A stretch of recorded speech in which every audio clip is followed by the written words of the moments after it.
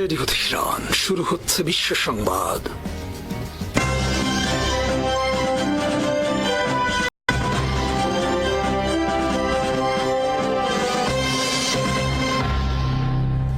শুরুতেই সংবাদ শিরোনাম।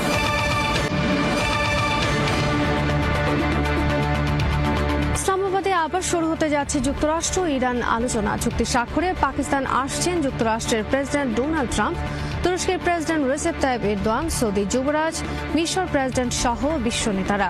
ইরান ও যুক্তরাষ্ট্র হরমুজ প্রণালী খুলে দেওয়ার ঘোষণার সঙ্গে সঙ্গে তেলের দাম কমল 12%।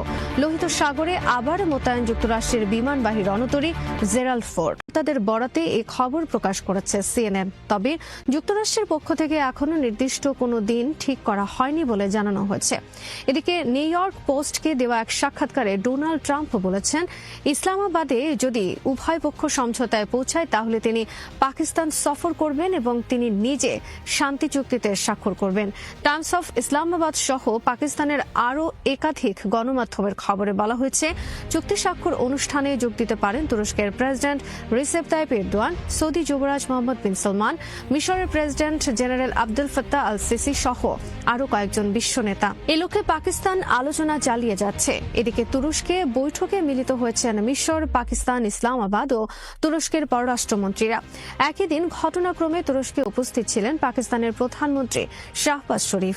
পাকিস্তানের গণমাধ্যমের খবরে বলা হয়েছে, প্রধানমন্ত্রী শাহবাজ শরীফের সঙ্গে তুরস্কে আলোচনার জন্য ডোনাল্ড ট্রাম্প তার একজন উপদেষ্টাকে পাঠিয়েছেন। এছাড়া 4 দেশের পররাষ্ট্রমন্ত্রীদের বৈঠকের মূল বিষয় ছিল ইরান যুদ্ধ বন্ধ করা সংক্রান্ত আলোচনা। প্রকাশিত খবর অনুসারে ইরান ও যুক্তরাষ্ট্র উভয় তরফে জানানো হয়েছে, ইরান যুদ্ধ বন্ধের খুব কাছাকাছি রয়েছেন তারা। ডোনাল্ড ট্রাম্প শুক্রবার শেষবারের মতো বলেছেন, যুদ্ধ বন্ধ হতে যাচ্ছে। ইসলামাবাদে আলোচনার শর্ত নিয়ে এখনো ইরান যুক্তরাষ্ট্রের মধ্যে দাবি পাল্টা দাবি চলমান রয়েছে। ডোনাল্ড ট্রাম্প বৃহস্পতিবার বলেছেন, ইরান তাদের সব শর্ত মেনে নিয়েছে। ইরান রাজি হয়েছে তাদের কাছে থাকা সমৃদ্ধ ইউরেনিয়াম আমাদের হাতে তুলে দিতে। এ লক্ষ্যে যুক্তরাষ্ট্র ও ইরানের কর্মকর্তারা একসাথে কাজ করবে। ট্রাম্প বলেন, ইরান আমাদের কাছে সমৃদ্ধ ইউরেনিয়াম তুলে দেবে এবং আমরা এজন্য তাদের ফ্রিজ করা অর্থ থেকে $20 বিলিয়ন ফেরত দেব। তবে ইরানের সংসদ স্পিকার মোহাম্মদ বাঘির কালিবাফ ও পররাষ্ট্র মন্ত্রণালয়ের মুখপাত্র ইসমাইল বাকাই উভয়ই ট্রাম্পের এই দাবিকে মিথ্যা হিসেবে আখ্যায়িত করেছেন। স্পিকার বাঘির কালিবাফ বলেছেন, ট্রাম্প বৃহস্পতিবার 1 ঘণ্টায় 7টি মিথ্যা বলেছেন। আমরা যুক্তরাষ্ট্রকে এ ধরনের কোনো কথা দেইনি। সামাজিক যোগাযোগ মাধ্যম এক্সে দেওয়া এক পোস্টে তিনি বলেন, গত 1 ঘণ্টায় ট্রাম্প যে 7টি দাবি করেছেন তার সবই অসত্য। তিনি বলেন, এই মিথ্যা দিয়ে তারা যুদ্ধে জিততে পারবে না, আর আলোচনায়ও কোনো অগ্রগতি অর্জন করতে পারবে না। পররাষ্ট্র মন্ত্রণালয়ের মুখপাত্র ইসমাইল বাকাই বলেছেন, সমৃদ্ধকৃত ইউরেনিয়াম ইরানের একটি জাতীয় ও পবিত্র সম্পদ। ইরান কোনো কিছুর বিনিময়ে পবিত্র এ সম্পদ যুক্তরাষ্ট্রের হাতে তুলে দেবে না। পাকিস্তানের সেনাপ্রধান ফিল্ড মার্শাল জেনারেল আসিম মুনির সহ সরকারের উচ্চ পর্যায়ের কর্মকর্তাদের পক্ষ থেকে বলা হয়েছে, তারা দ্বিতীয় দফা আলোচনার জন্য সম্পূর্ণ প্রস্তুত। দ্বিতীয় দফা বৈঠক উপলক্ষে কঠোর নিরাপত্তা ব্যবস্থা গ্রহণ করা হয়েছে। ইসলামাবাদের রাজধানী শহর জুড়ে 10,000 অতিরিক্ত পুলিশ সদস্য মোতায়েন করা হয়েছে এবং পার্শ্ববর্তী প্রদেশগুলো থেকে আরও 10,000 অতিরিক্ত ফোর্স যুক্ত করার প্রক্রিয়া চলছে। পাকিস্তানের গণমাধ্যমের খবরে বলা হয়েছে, প্রধানমন্ত্রী, সেনাপ্রধান এবং সশস্ত্র বাহিনীর প্রধানরা এই ঐতিহাসিক আয়োজনে বিশ্ব নেতাদের স্বাগত জানাতে ব্যাপক কূটনৈতিক তৎপরতা চালিয়ে যাচ্ছেন। প্যারামিলিটারি ফোর্স ও পুলিশ বাহিনীর সমন্বয়ে পুরো শহরকে একটি নিশ্ছিদ্র নিরাপত্তা বলয়ে ঢেকে দেওয়া হয়েছে। পাকিস্তানের পররাষ্ট্র মন্ত্রণালয়ের মুখপাত্র জানিয়েছেন, পরমাণু ইস্যুতে একটি বড় ধরনের অগ্রগতির সম্ভাবনা রয়েছে। এই লক্ষ্যে তেহরান থেকে ওয়াশিংটন পর্যন্ত কূটনীতিকরা নিবিড় যোগাযোগ রক্ষা করে চলছেন। যুক্তরাষ্ট্রের প্রেসিডেন্ট ডোনাল্ড ট্রাম্প বৃহস্পতিবার ইসরায়েল ও লেবাননের মধ্যে 10 দিনের যুদ্ধবিরতি ঘোষণা করেন। এরপর শুক্রবার ইরানের পক্ষ থেকে হরমুজ প্রণালী খুলে দেওয়ার ঘোষণা দেওয়া হয়। দেশটির পররাষ্ট্রমন্ত্রী আব্বাস আরাকচি এই ঘোষণা দিয়ে বলেন, এখন থেকে হরমুজ প্রণালী দিয়ে সব ধরনের বাণিজ্যিক জাহাজ চলাচল করতে পারবে, কোনো ধরনের বাধা ছাড়া। ইরানের এই ঘোষণাকে স্বাগত জানিয়ে ডোনাল্ড ট্রাম্প পাল্টা ঘোষণায় বলেন, তারাও হরমুজ প্রণালীর ওপর থেকে সব অবরোধ তুলে নিয়েছে, তবে কেবল ইরানের ওপর অবরোধ অবরোধ অব্যাহত থাকবে। ট্রাম্পের এই ঘোষণার পর আব্বাস আরাকচি বলেছেন, ইরানের উপর থেকে নৌ অবরোধ তুলে নেওয়া না হলে হরমুজ প্রণালী পুরোপুরি তারা খুলে দেবে না। ডোনাল্ড ট্রাম্প বলেছেন, ইসলামাবাদী চুক্তি হলেই তারা ইরানের ওপর থেকে নৌ অবরোধ তুলে নেবে। ইরানের এলিট ফোর্সের এক কমান্ডার রাষ্ট্রীয় টেলিভিশনে দেওয়া সাক্ষাৎকারে বলেছেন, হরমুজ প্রণালী দিয়ে তারা কোনো ধরনের সামরিক জাহাজ চলাচল করতে দেবে না। পণ্যবাহী জাহাজ চলাচলে তারা কোনো বাধা দেবে না, তবে ইরানের অনুমতি নিতে হবে সব জাহাজকে। ইরানের স্পিকার বাঘেরি কালিবাফ বলেছেন, ইরানের উপর যুক্তরাষ্ট্রের নৌ অবরোধ অব্যাহত থাকলে হরমুজ প্রণালী খোলা থাকবে না। তিনি বলেন, প্রণালী দিয়ে জাহাজ চলাচল ইরানের নির্ধারিত রুট ও অনুমোদনের ভিত্তিতেই পরিচালিত হবে। হরমুজ প্রণালীর নিয়ম নীতি সামাজিক যোগাযোগ মাধ্যমে নির্ধারিত হবে না। ইরান যুক্তরাষ্ট্র উভয় পক্ষ হরমুজ প্রণালী খুলে দেওয়ার পরও দেশ দুটির এই অবস্থানের কারণে এখনো পুরোপুরি সচল হতে পারেনি গুরুত্বপূর্ণ এই প্রণালীটি। বিবিসি, সিএনএন সহ বিভিন্ন গণমাধ্যমে প্রকাশিত খবরে বলা হয়েছে, আংশিক জাহাজ চলাচল শুরু হয়েছে, এখনো অচল অবস্থা কাটেনি। গাজা, পশ্চিম তীর ও লেবাননে ইসরায়েলের ধ্বংসাত্মক কর্মকাণ্ডের প্রতিবাদে দেশটির ওপর ব্যাপক নিষেধাজ্ঞা আরোপের আহ্বান জানিয়েছে ব্রিটেনের সংসদ সদস্যরা। এ লক্ষ্যে যুক্তরাজ্যের পার্লামেন্টে একটি প্রস্তাব উত্থাপন করা হয়েছে। লেবার পার্টির সংসদ সদস্য রিচার্ড বার্গন সহকর্মী এমপিদের এই প্রস্তাবে সমর্থন দেওয়ার আহ্বান জানান। তিনি সামাজিক যোগাযোগ মাধ্যম এক্সে দেওয়া এক পোস্টে জানান, প্রস্তাবটিতে ইতোমধ্যে ৭৫ জন এমপি স্বাক্ষর করেছেন। এই প্রস্তাবের স্বাক্ষরকারীদের মধ্যে রয়েছেন স্কটিশ ন্যাশনাল পার্টির এসএনপির মুখপাত্র ব্রেন্ডন ওহারা, লেবার পার্টির সাবেক প্রধান জেরেমি করবিন এবং যুক্তরাজ্যের ফিলিস্তিনি বংশোদ্ভূত এমপি লায়লা মোরান। যুক্তরাষ্ট্র লোহিত সাগরে আবার মোতায়েন করেছে বিশ্বের সবচেয়ে বড় ও শক্তিশালী বিমানবাহী রণতরী জেরাল্ড ফোর্ড। এর সঙ্গে রয়েছে দুটি গাইডেড মিসাইল ডিস্ট্রয়ার, সাবমেরিন সহ আরও অনেক শক্তিশালী রণতরী। পেন্টাগন বৃহস্পতিবার জানিয়েছে, ইউএসএস জেরাল্ড আর ফোর্ড বিমানবাহী রণতরী এবং দুটি ডিস্ট্রয়ার পূর্ব ভূমধ্যসাগর ছেড়ে এবং সুয়েজ খাল অতিক্রম করে এখন লোহিত সাগরে অবস্থান করছে। যুদ্ধবিরতি কার্যকর না হলে ইরানের বিরুদ্ধে পুনরায় যুদ্ধ শুরু করার প্রস্তুতির অংশ হিসেবে সেখানে এই ক্যারিয়ার স্ট্রাইক গ্রুপটি মোতায়েন করা হয়েছে। এছাড়া ইউএসএস জর্জ এইচ.ডব্লিউ. বুশ বিমানবাহী রণতরীটিও মধ্যপ্রাচ্যের পথে রয়েছে এবং সেখানে পৌঁছানোর পর এটি ফোর্ডের সাথে যোগ দিতে পারে। ইউএসএস আব্রাহাম লিঙ্কনও বর্তমানে মধ্যপ্রাচ্যে মোতায়েন রয়েছে। ইরানের বিরুদ্ধে যুদ্ধ চলাকালে গত ১২ মার্চ অগ্নিকাণ্ডের ঘটনা ঘটে জেরাল্ড ফোর্ড বিমানবাহী রণতরীতে। আগুন নেভাতে টানা ৩০ ঘণ্টা সময় লাগে। এরপর মেরামতের জন্য সুয়েজ খাল অতিক্রম করে জাহাজটি নিয়ে যাওয়া হয় ভূমধ্যসাগরের গ্রিস উপকূলে। মেরামতের পর আবার সেটি ফিরিয়ে আনা হলো লোহিত সাগরে। ইরানের সমৃদ্ধ ইউরেনিয়াম দেশের বাইরে কোথাও যাবে না। নিজেদের সমৃদ্ধ ইউরেনিয়াম দেশের বাইরে পাঠানোর বিষয়ে কোনো ধরনের সমঝোতা হয়নি বলে সাফ জানিয়ে দিয়েছে ইরান। এ বিষয়ে যুক্তরাষ্ট্রের করা দাবি প্রত্যাখ্যান করে তেহরান বলেছে, তারা এমন কোনো প্রতিশ্রুতি কাউকে দেয়নি। ইরানের জাতীয় নিরাপত্তা কমিটির মুখপাত্র ইব্রাহিম রেজাই আল জাজিরাকে বলেন, ইউরেনিয়াম সমৃদ্ধকরণ শূন্যে নামিয়ে আনা বা তাদের শান্তিপূর্ণ পারমাণবিক কর্মসূচি বন্ধ করার কোনো প্রস্তাব তেহরান সুস্পষ্টভাবে প্রত্যাখ্যান করেছে। এ বিষয়টিকে ইরান তাদের কৌশলগত রেড লাইন হিসেবে বিবেচনা করে। এদিকে মার্কিন প্রেসিডেন্ট ডোনাল্ড ট্রাম্প বারবার দাবি করে আসছেন যে ইরান তার সমৃদ্ধ ইউরেনিয়ামের মজুত হস্তান্তর করবে। এমনকি গতকাল শুক্রবার সামাজিক যোগাযোগ মাধ্যমে এক পোস্টে ট্রাম্প লিখেন, যুক্তরাষ্ট্র সব পারমাণবিক ধুলো নিয়ে নেবে। ট্রাম্পের এমন দাবি নাকচ করে দিয়েছেন ইরানের পররাষ্ট্র মন্ত্রণালয়ের মুখপাত্র ইসমাইল বাকাই। দেশটির সংবাদ সংস্থা তাসনিম নিউজকে তিনি বলেন, সমৃদ্ধ ইউরেনিয়াম আমাদের কাছে ইরানের মাটির মতোই পবিত্র। কোনো অবস্থায় এটি কোথাও হস্তান্তর করা হবে না। উল্লেখ্য, আন্তর্জাতিক পরমাণু শক্তি সংস্থার নির্ধারিত মানদণ্ড অনুযায়ী ইরানের ৬০% পর্যন্ত মাত্রায় সমৃদ্ধ ৪০০ কেজির বেশি ইউরেনিয়াম মজুত রয়েছে। পারমাণবিক অস্ত্র তৈরিতে প্রায় ৯০% সমৃদ্ধ ইউরেনিয়াম প্রয়োজন। রাশিয়ার তেল কেনাবেচার উপর আবারও ১ মাসের ছাড় দিয়েছে ট্রাম্প প্রশাসন। এর অর্থ আগামী ১ মাস সমুদ্র থেকে রাশিয়ার তেল ও পরিশোধিত তেলজাত পণ্য কেনা যাবে। স্থানীয় সময় গতকাল শুক্রবার রাতে যুক্তরাষ্ট্রের অর্থ মন্ত্রণালয়ের ওয়েবসাইটে এ সংক্রান্ত একটি অনুমতিপত্র পোস্ট করা হয়েছে। অনুমতিপত্রে বলা হয়, শুক্রবার থেকে আগামী ১৬ মে পর্যন্ত সমুদ্রের জাহাজ থেকে রাশিয়ার তেল ও পরিশোধিত তেলজাত পণ্য কেনা যাবে। অথচ মাত্র 2 দিন আগেই যুক্তরাষ্ট্র বলেছিল রাশিয়ার তেল কেনার উপর ছাড়ের মেয়াদ বাড়ানোর কোনো পরিকল্পনা তাদের নেই। ইরানের উপর যুক্তরাষ্ট্র ও ইসরায়েলের যৌথ আগ্রাসন শুরুর পর বিশ্ববাজারে তেলের দাম দ্রুত বেড়ে যাচ্ছিল। পরিস্থিতি সামাল দিতে এবং বৈশ্বিক জ্বালানি মূল্য নিয়ন্ত্রণে রাখতে যুক্তরাষ্ট্র এর আগে রাশিয়ার তেল ও তেলজাত পণ্য কেনার উপর 30 দিনের ছাড় দিয়েছিল। 11 এপ্রিল ওই ছাড়ের মেয়াদ শেষ হয়ে যায়। নতুন ছাড়পত্রে ইরান, কিউবা ও উত্তর কোরিয়ার সঙ্গে সম্পর্কিত লেনদেন অন্তর্ভুক্ত নয়। শুক্রবার এই ঘোষণা আসার 2 দিন আগে গত বুধবার মার্কিন অর্থমন্ত্রী স্কট বেসেন্ট বলেছিলেন ওয়াশিংটন রাশিয়ার তেলের ওপর থাকা ছাড় এবং ইরানের তেলের জন্য থাকা আরেকটি ছাড় নবায়ন করবে না। ইরানের তেলের ওপর থাকা ছাড়ের মেয়াদ আগামী রোববার শেষ হওয়ার কথা। মার্কিন অর্থ মন্ত্রণালয় গত 20 মার্চ ইরানের তেলের ওপর ছাড় দেয়। গত মাসে বেসেন্ট বলেছিলেন এই ছাড়ের ফলে প্রায় 14 কোটি ব্যারেল তেল বৈশ্বিক বাজারে পৌঁছেছিল এবং যুদ্ধের মধ্যে জ্বালানি সরবরাহের উপর চাপ কমাতে সহায়তা করেছিল। অবসিডিয়ান রিস্ক অ্যাডভাইজার্স নামে একটি পরামর্শক প্রতিষ্ঠানের নিষেধাজ্ঞা বিষয়ক বিশেষজ্ঞ ব্রেট এরিকসন বলেন, আবারও ছাড়ের নবায়ন সম্ভবত ওয়াশিংটনের জারি করা শেষ ছাড় নবায়ন হবে না। এরিকসনের মতে এই সংঘাত বৈশ্বিক জ্বালানি বাজারের স্থায়ী ক্ষতি করেছে। এগুলো স্থিতিশীল করতে যে উপকরণ বা ব্যবস্থা রয়েছে সেগুলো প্রায় শেষ হয়ে এসেছে। হরমুজ প্রণালী দিয়ে জাহাজ চলাচলের পদ্ধতি সম্পর্কে বিস্তারিত জানালো আইআরজিসি নৌবাহিনী। ইসলামিক রেভলিউশনারি গার্ড কর্পস নৌবাহিনী হরমুজ প্রণালী দিয়ে জাহাজ চলাচল নিয়ে একটি নতুন নির্দেশনা ঘোষণা করেছে। শুক্রবার প্রকাশিত এক বিবৃতিতে আইআরজিসি নৌবাহিনীর কমান্ড জানায়, প্রণালীতে চলাচলের জন্য নতুন কিছু নিয়ম নির্ধারণ করা হয়েছে।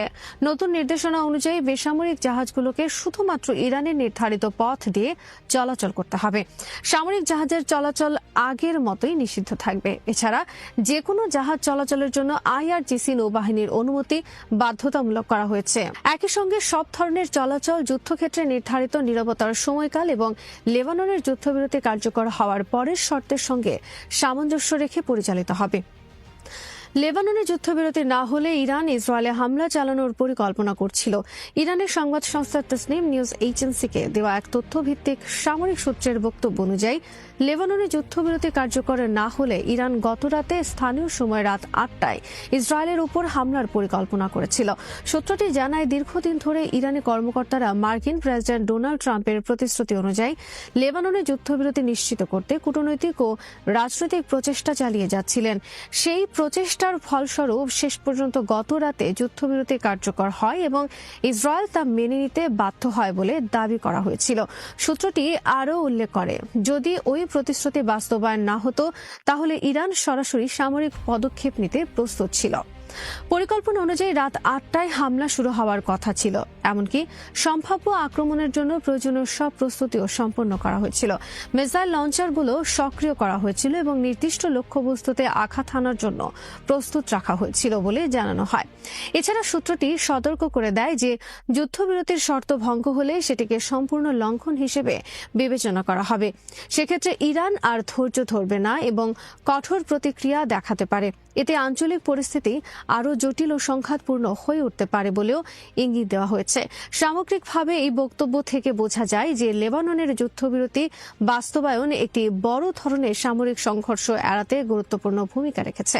তবে একই সঙ্গে এটি স্পষ্ট করে যে পরিস্থিতি এখনও অত্যন্ত সংবেদনশীল এবং যে কোনো সময় নতুন করে উত্তেজনা সৃষ্টি হতে পারে। হরমুজ চুক্তি নিয়ে ট্রাম্পের মিথ্যাচার খণ্ডন করলেন গালিবফ। ইরানের পার্লামেন্ট স্পিকার মোহাম্মদ বাকির গালিবফ আজ যুক্তরাষ্ট্রের প্রেসিডেন্ট ডোনাল্ড ট্রাম্পের সাম্প্রতিক বক্তব্যকে মিথ্যা দাবি হিসেবে আখ্যা দিয়েছেন। সামাজিক যোগাযোগ মাধ্যম এক্সে দেওয়া এক পোস্টে গালিবফ বলেন, এই মিথ্যা প্রচারণা দিয়ে তারা যুদ্ধে জিততে পারেনি, আলোচনাতেও কোনো ফল পাবে না। তিনি আরও সতর্ক করে বলেন, যতদিন ইরানের ওপর সামুদ্রিক অবরোধ চলবে ততদিন হরমুজ প্রণালী পুরোপুরি উন্মুক্ত থাকবে না। তার ভাষায়, এই প্রণালী দিয়ে জাহাজ চলাচল হবে কেবল নির্ধারিত রুটে এবং ইরানের অনুমতি সাপেক্ষে। গালিবফ জোর দিয়ে বলেন, বাস্তব পরিস্থিতি ঠিক করে দেয় কোনো প্রণালী খোলা থাকবে কিনা সামাজিক যোগাযোগ মাধ্যমে দেওয়া বক্তব্য নয়। অন্যদিকে ট্রাম্প দাবি করেন যে ইরান নাকি হরমুজ প্রণালী পুরোপুরি উন্মুক্ত করতে সম্মত হয়েছে এবং সেখানে স্বাভাবিকভাবে নৌ চলাচল চলছে। তবে তিনি বলেন যুক্তরাষ্ট্রের আরোপিত নৌ অবরোধ চুক্তি পুরোপুরি সম্পন্ন না হওয়া পর্যন্ত বহাল থাকবে। ট্রাম্প আরও দাবি করেন যুক্তরাষ্ট্র ও ইরানের মধ্যে পারমাণবিক ও আঞ্চলিক নিরাপত্তা নিয়ে একটি বিস্তৃত সমঝোতা প্রায় সম্পন্ন। তিনি নিউক্লিয়ার ডাস্ট সংগ্রহের কথাও উল্লেখ করেন যা তিনি যুক্তরাষ্ট্রের সামরিক অভিযানের ফল হিসেবে বর্ণনা করেন। এছাড়া তিনি বলেন ইরান সমুদ্রের মাইন অপসারণে যুক্তরাষ্ট্রের সঙ্গে কাজ করছে এবং ভবিষ্যতে তেহরান কখনো পারমাণবিক অস্ত্র অর্জন করবে না। লেবানন প্রসঙ্গে ট্রাম্প দাবি করেন যুক্তরাষ্ট্র দেশটির স্থিতিশীলতা ফেরাতে কাজ করছে এবং হেজবুল্লাহ ইস্যুরও দ্রুত সমাধান হতে পারে। সব মিলিয়ে দুই পক্ষের বক্তব্যে স্পষ্ট বিরোধ দেখা যাচ্ছে যা চলমান উত্তেজনা ও আলোচনার অনিশ্চয়তাকেই তুলে ধরে। ইরানের সেনাবাহিনীর কমান্ডার মেজর জেনারেল আমির হাতামি দেশের পূর্ণ সামরিক প্রস্তুতির উপর জোর দিয়ে বলেছেন যে কোনো হুমকি বা আগ্রাসনের জবাব দিতে সশস্ত্র বাহিনী সম্পূর্ণ প্রস্তুত ও সতর্ক রয়েছে। শুক্রবার সেনা দিবস উপলক্ষে এক বার্তায় তিনি এই মন্তব্য করেন। বার্তায় তিনি উল্লেখ করেন ইরানের সেনাবাহিনী ইসলামী বিপ্লবের সর্বোচ্চ নেতা আলী খামেনির নির্দেশনা অনুসরণ করে এবং নিজস্ব সক্ষমতা, আধুনিক জ্ঞান ও দৃঢ় মনোবলের ওপর নির্ভর করে কাজ করছে। তিনি বলেন দেশের নিরাপত্তা ও জনগণের শান্তি রক্ষায় সেনাবাহিনী সবসময় আত্মত্যাগে প্রস্তুত এবং একটি শক্তিশালী প্রতিরক্ষা বাহিনী হিসেবে ভূমিকা পালন করছে। হাতামি আরও জোর দিয়ে বলেন সেনাবাহিনী দৃঢ় সংকল্প, সতর্ক দৃষ্টি এবং অদম্য ইচ্ছাশক্তি নিয়ে সবসময় প্রস্তুত রয়েছে। তার ভাষায় ট্রিগারে আঙুল রেখে বাহিনী শত্রুর যে কোনো হুমকি বা আক্রমণের মোকাবেলায় প্রস্তুত এবং শেষ নিঃশ্বাস পর্যন্ত এই অঙ্গীকার বজায় রাখবে। তিনি ইরানের জনগণকে আশ্বস্ত করে বলেন অতীতের মতো ভবিষ্যতেও সেনাবাহিনী শক্তভাবে এগিয়ে যাবে এবং ইসলামী বিপ্লবের উচ্চ আদর্শ বাস্তবায়নে অবিচল থাকবে। পাশাপাশি জনগণের সেবা ও দেশের সার্বভৌমত্ব রক্ষায় তারা সম্মান ও প্রতিরোধের সঙ্গে পাশে থাকবে। এই বক্তব্যে স্পষ্টভাবে তুলে ধরা হয়েছে যে ইরানের সশস্ত্র বাহিনী কেবল প্রতিরক্ষামূলক অবস্থানেই নয় বরং যে কোনো সম্ভাব্য সংঘাতের জন্য সর্বোচ্চ প্রস্তুত অবস্থায় রয়েছে। সামগ্রিকভাবে এটি দেশের সামরিক শক্তি, আত্মবিশ্বাস এবং প্রতিরোধ ক্ষমতার একটি দৃঢ় বার্তা বহন করে যা অভ্যন্তরীণ নিরাপত্তা নিশ্চিত করার পাশাপাশি বহির্বিশ্বকেও একটি শক্ত অবস্থানের ইঙ্গিত দেয়। সাম্প্রতিক সময়ের ইরান, ইসরায়েল এবং যুক্তরাষ্ট্রের মধ্যকার উত্তেজনায় একটি বিষয় নতুন মাত্রা পেয়েছে। গ্রেটার ইসরায়েল বা বৃহত্তর ইসরায়েল ধারণাটি আবারও আলোচনায় এসেছে, যা কেবল একটি ভূখণ্ডগত সম্প্রসারণ নয় বরং একটি বিস্তৃত ভূরাজনৈতিক কৌশল হিসেবে ব্যাখ্যা করা যায়। এই ধারণার কেন্দ্র রয়েছে সামরিক আধিপত্য, ভূখণ্ড বিস্তার এবং আঞ্চলিক প্রভাব প্রতিষ্ঠা। অন্যদিকে ইরানকে এই কৌশলের অন্যতম প্রধান বাধা হিসেবে দেখা হচ্ছে। গ্রেটার ইসরায়েল ধারণাটি ঐতিহাসিকভাবে বিতর্কিত এবং বিভিন্নভাবে ব্যাখ্যা করা হয়। কিছু বিশ্লেষক মনে করেন এটি একটি আদর্শিক বা ধর্মীয় ধারণা যার শিকড় প্রাচীন ধর্মীয় গ্রন্থে নিহিত। তবে আধুনিক প্রেক্ষাপটে এটি একটি বাস্তব রাজনৈতিক কৌশল হিসেবে বিবেচিত হচ্ছে, যেখানে ইসরায়েল তার নিরাপত্তা ও আধিপত্য নিশ্চিত করতে আঞ্চলিক শক্তিগুলোর উপর প্রভাব বিস্তার করতে চায়। এই কৌশল বাস্তবায়নের জন্য ইসরায়েল দীর্ঘদিন ধরে বিভিন্ন পদক্ষেপ গ্রহণ করেছে, যার মধ্যে রয়েছে সামরিক অভিযান, কূটনৈতিক জোট এবং অর্থনৈতিক প্রভাব বিস্তার। আরও বিস্তারিত থাকছে ওয়াহিদ ফারুকীর প্রতিবেদনে।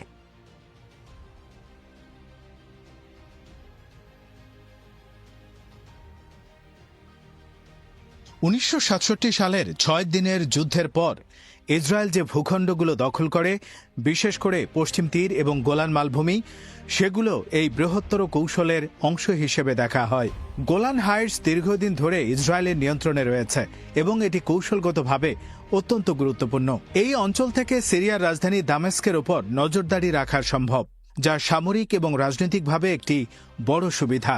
একইভাবে দক্ষিণ লেবানন, জর্ডানের পূর্ব তীর এবং সিনাই উপদ্বীপের কিছু অংশ ইসরায়েলের কৌশলগত আগ্রহের মধ্যে পড়ে।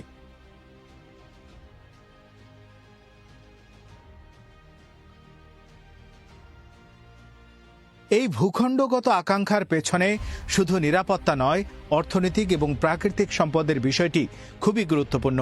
পানি, কৃষিজমি এবং জ্বালানি সম্পদের উপর নিয়ন্ত্রণ একটি রাষ্ট্রের দীর্ঘমেয়াদী শক্তি নির্ধারণে গুরুত্বপূর্ণ ভূমিকা রাখে। উদাহরণস্বরূপ, জর্ডান নদীর পূর্ব তীরের নিয়ন্ত্রণ ইসরায়েলকে কৃষি ও জল সম্পদে বাড়তি সুবিধা দিতে পারে। একইভাবে লেবাননের পাহাড়ি অঞ্চল এবং গোলান মালভূমি পানি সম্পদের জন্য গুরুত্বপূর্ণ।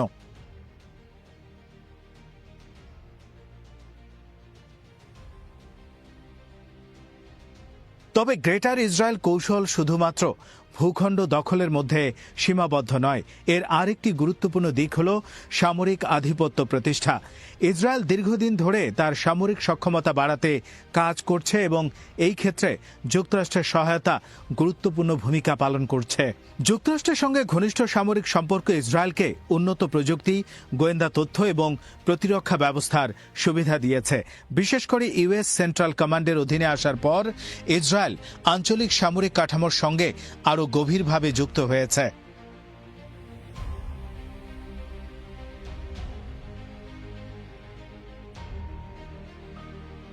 এই সামরিক আধিপত্যের লক্ষ্য হল এমন একটি পরিস্থিতি তৈরি করা যেখানে ইসরায়েল প্রয়োজনে একতরফাভাবে আঞ্চলিক দেশগুলোর বিরুদ্ধে সামরিক অভিযান চালাতে পারে। এর মাধ্যমে তারা সম্ভাব্য হুমকিকে আগেভাগেই মোকাবেলা করতে চায়। লেবানন, সিরিয়া এবং গাজায় ইসরায়েলের সাম্প্রতিক সামরিক অভিযানগুলো এই কৌশলের অংশ হিসেবে দেখা হয়। বিশেষ করে হেজবুল্লাহর বিরুদ্ধে অভিযান ইসরায়েলের নিরাপত্তা নীতির একটি গুরুত্বপূর্ণ অংশ।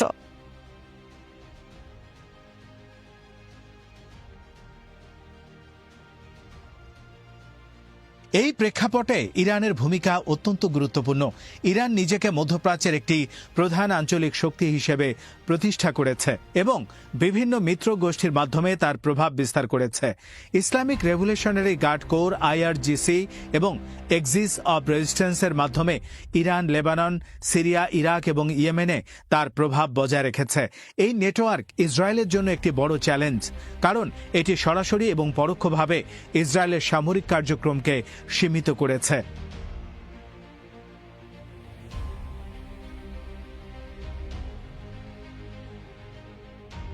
সাম্প্রতিক সংঘাতে দেখা গেছে ইসরায়েল এবং যুক্তরাষ্ট্রের সম্মিলিত প্রচেষ্টা সত্ত্বেও ইরানকে সম্পূর্ণভাবে পরাজিত করা সম্ভব হয়নি, বরং ইরান তার প্রতিরোধ সক্ষমতা প্রদর্শন করেছে এবং আঞ্চলিকভাবে তার অবস্থান আরও শক্তিশালী করেছে।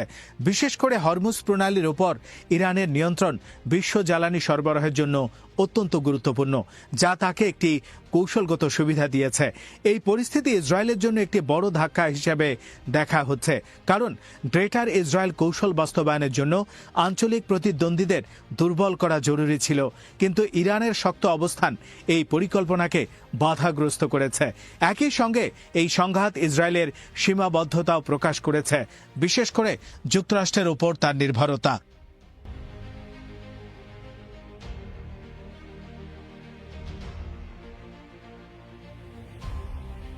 এখানে যুক্তরাষ্ট্রের ভূমিকাও গুরুত্বপূর্ণ। দীর্ঘদিন ধরে যুক্তরাষ্ট্র ইসরায়েলের প্রধান মিত্র হিসেবে কাজ করেছে এবং সামরিক ও অর্থনৈতিক সহায়তা প্রদান করেছে। তবে সাম্প্রতিক সময়ে যুক্তরাষ্ট্রের অভ্যন্তরীণ রাজনীতিতে পরিবর্তন লক্ষ্য করা যাচ্ছে। জনমত ধীরে ধীরে পরিবর্তিত হচ্ছে এবং ইসরায়েলের প্রতি সমর্থন কিছু ক্ষেত্রে কমে আসছে। ডোনাল্ড ট্রাম্পের মতো নেতারা একদিকে ইসরায়েলকে সমর্থন দিলেও অন্যদিকে রাজনৈতিক বাস্তবতা তাদের নীতিতে পরিবর্তন আনতে বাধ্য করতে পারে।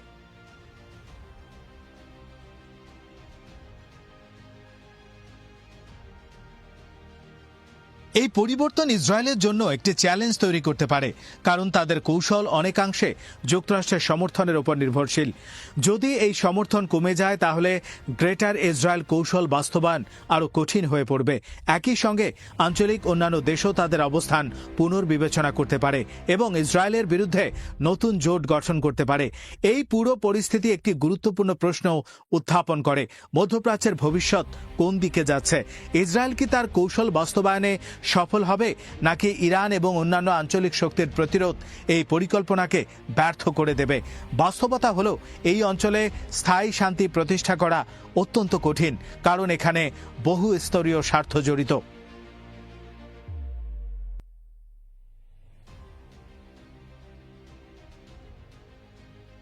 সবশেষে বলা যায় গ্রেটার ইসরায়েল ধারণাটি শুধু একটি রাজনৈতিক স্লোগান নয়, বরং একটি জটিল কৌশল যার বাস্তবায়ন অনেক চ্যালেঞ্জের মুখে পড়েছে। ইরান এই কৌশলের একটি বড় বাধা হিসেবে কাজ করছে এবং সাম্প্রতিক ঘটনাবলী এই বাস্তবতাকে আরও স্পষ্ট করেছে। ভবিষ্যতে এই সংঘাত কোন দিকে মোড় নেবে তা নির্ভর করবে আঞ্চলিক এবং বৈশ্বিক শক্তিগুলোর সিদ্ধান্ত এবং কৌশলের উপর। শ্রোতা বন্ধুরা, বিশ্ব সংবাদে এই ছিল আমাদের সর্বশেষ আয়োজন। সঙ্গে থাকার জন্য আপনাদের সবাইকে অসংখ্য ধন্যবাদ।